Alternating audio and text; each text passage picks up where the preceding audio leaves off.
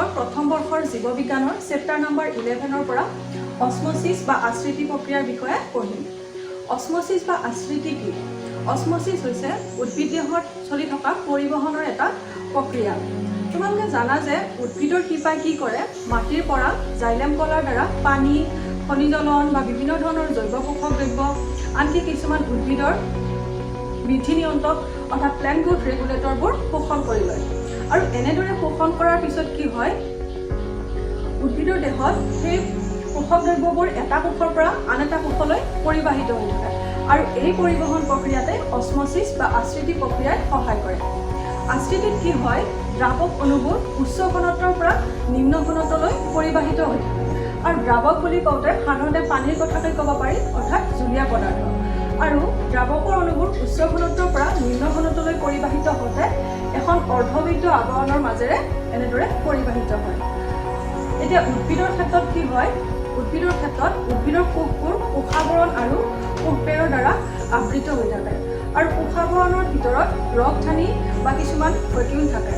আৰু এই ৰসধানীৰ বাহিৰৰ আৱৰণখনক কোৱা হয় টন'প্লাষ্ট। আৰু এই ৰসধানীত যথেষ্ট পৰিমাণে খাদ্যদ্ৰব্য সঞ্চিত হৈ থাকে, সেয়েহে ৰসধানীৰ গাঢ়তা বেছি হয়।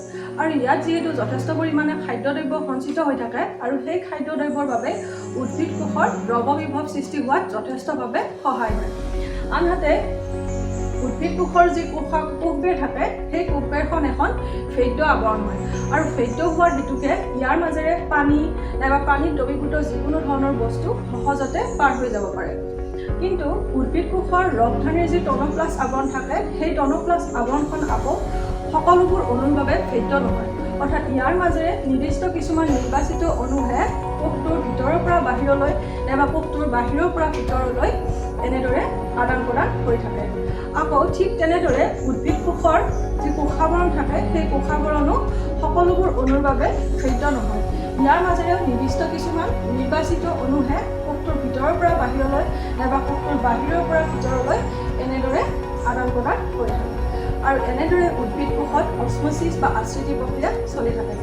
Thank U students. আশা কৰিছোঁ তোমালোকে আশ্ৰিতি কি তাৰ বিষয়ে ভালদৰে জ্ঞান পাইছা। Thank U.